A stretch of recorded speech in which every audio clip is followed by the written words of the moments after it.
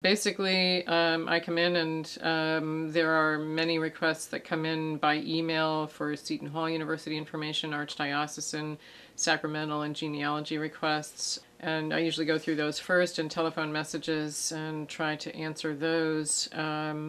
And then I can go on and try to get done some of my work. I've sort of taken on doing accession reports for Seton Hall material that comes in, and I do all of the accessions for Archdiocesan material that Monsignor Seymour, the Archdiocesan archivist, brings by. And fortunately, he's well enough known throughout the Archdiocese now that if anybody has anything that they think should be preserved or they're not sure if it should be discarded, they do contact him, and he says it's better that, we evaluate it, and if it shouldn't really become part of an archives, then, we would discard that before even accessioning it. So he feels more comfortable with our having first refusal on the material, so to speak. I conduct genealogy research using the resources that we have from the Latter-day Saints. We have on microfilm records, sacramental records from many of the parishes, and we also have information from most of the diocesan cemeteries on microfilm,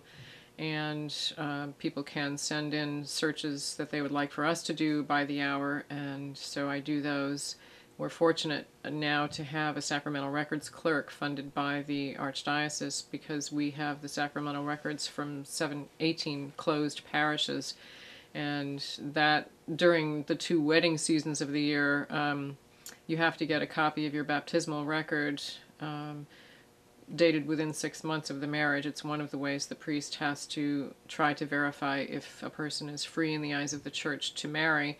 And keeping up with those sacramental requests prior to the June and September wedding seasons was really taking virtually all of my time, and I'm a university employee, so fortunately, we now have a person 1 day a week who handles those requests, and that's very, very helpful. Many of the offices, many priests, many bishops, we have papers from all of the bishops from the first one in 1853 right straight through, and each year we get a shipment of papers from the Archbishop's office as well as the Archbishop Emeritus, and I have to integrate those into the finding aid for both of those collections and find a place for them in the overstocked vault. We maintain the history of Seton Hall University, which is our primary mission, I would say. We have material from each of the presidents from the very first one, from when the university was established as a college in 1856. We have material from each of the colleges and schools, departments.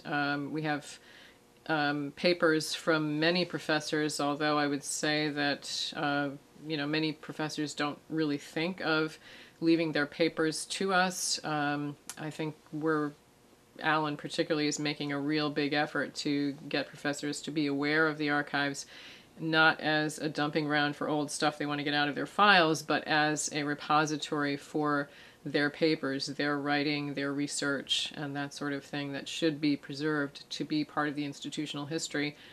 Even clubs and student organizations usually have archives here, and that's important when the student population cycles through every 4 years. You need to have this kind of a repository to maintain that kind of institutional history for each of the organizations.